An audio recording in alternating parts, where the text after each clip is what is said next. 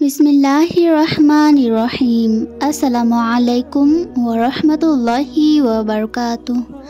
আশা করি আল্লাহ তাআলার অশেষ রহমতে আপনারা সবাই ভালো আছেন। আমিও ভালো আছি আলহামদুলিল্লাহ।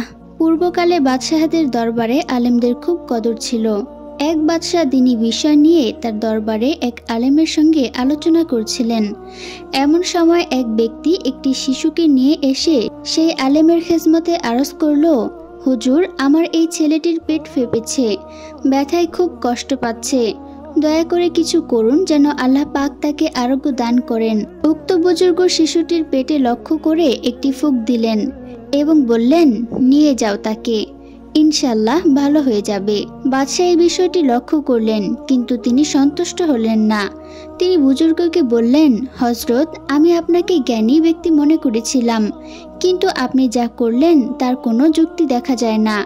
শিশুটি যন্ত্রণায় কাতরাচ্ছে, অথচ তার চিকিৎসার কোনো ব্যবস্থা না করে শুধুমাত্র একটি ফুঁক দিয়ে দিলেন।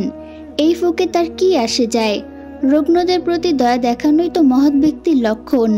বুজুর্গ বললেন, বাদশাহ, আপনার লক্ষণ বেশি ভালো নয়। দেশের লোক আপনার প্রতি অসন্তুষ্ট হয়ে পড়েছে, তারা আপনার বদনাম ছড়িয়ে বেড়াচ্ছে। জনগণের অসন্তুষ্টি মঙ্গলজনক হয় না। এই কথা শুনে বাদশার মুখমণ্ডল একেবারে কালো হয়ে যেন নুয়ে পড়ল। বুজুর্গ বললেন, তবে দুষ্ট প্রকৃতির লোকেরাই শুধু বদনাম ছড়ায়, কারণ দুষ্টের দমনের জন্য আপনার কঠোরতায় তারা সন্তুষ্ট হতে পারে না। এতে প্রকৃতপক্ষে আপনার মর্যাদাই বৃদ্ধি পাবে। বাদশার মুখমণ্ডল এবার হাস্যোজ্জ্বল হয়ে উঠল। আনন্দে তার মুখে কথার খই ফুটতে লাগলো। বুজুর্গ বললেন, কিন্তু দেশের দুষ্ট লোকের সংখ্যাই অধিক, এরা বিদ্রোহ করলে আপনার ক্ষমতা রক্ষা করা কঠিন হয়ে পড়বে। এই কথা শুনে বাদশার মুখমণ্ডল লাল হয়ে উঠল। ক্রোধে তিনি ফেটে পড়লেন। দুই হাতের আস্তিন গুটোতে গুটোতে বললেন, কে আছে আমার সঙ্গে বিদ্রোহ করবে? আমার সৈন্য আছে, অস্ত্র আছে, বিদ্রোহ দমন করতে হয় কিভাবে তাও আমার ভালো করেই জানা আছে। বুজুর্গ বললেন, দুষ্ট লোকের সংখ্যায় অধিক হলেও তাদের সাহস কম থাকে, বিদ্রোহ করার মতো এত মনোবল তাদের নেই।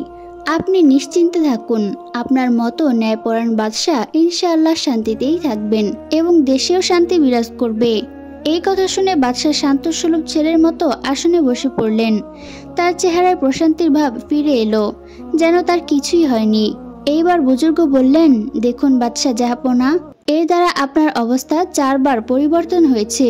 প্রথম কথায় লজ্জায় অপমানে আপনার চেহারা কালো হয়ে পড়ল। দ্বিতীয় কথার দ্বারা আপনি আনন্দিত হলেন। তৃতীয় কথা দ্বারা আপনার মুখমণ্ডল ক্রোধে লাল হয়ে উঠল। আপনি আসন ছেড়ে উঠে ছটফট করতে লাগলেন। চতুর্থ কথায় আপনার মুখমণ্ডলে শান্তভাব ফিরে আসলো। আপনি নিশ্চিন্তে আসন গ্রহণ করলেন। এবার চিন্তা করে দেখুন, আমি আল্লাহ পাকের এক নগণ্য বান্দা। আমার কথা যদি আপনার ওপর এতটা আসর করতে পারে, তবে মহান আল্লাহ তাআলার কালামের কি কোনো আসর নেই? তার পবিত্র বাণীর প্রভাবে কি পাহাড় চূর্ণ হয়ে যেতে পারে না? তার কথা কি মানুষের দেহের ওপর প্রভাব বিস্তার করতে পারে না, রোগের উপশম করতে পারে না? তবে কেন আপনার এই ধারণা জন্মালো যে শিশুটির দেহের উদ্দেশ্যে প্রয়োগ করা পবিত্র কোরআনের বাণী তার ওপর কোনো আসরই করবে না, তার রোগের উপশম হবে না? বাদশাহ এবার নিজের ভুল বুঝে লজ্জিত হলেন এবং তওবা করলেন, জীবনে আর এইরূপ কথা বলবেন না। সুবহানাল্লাহ।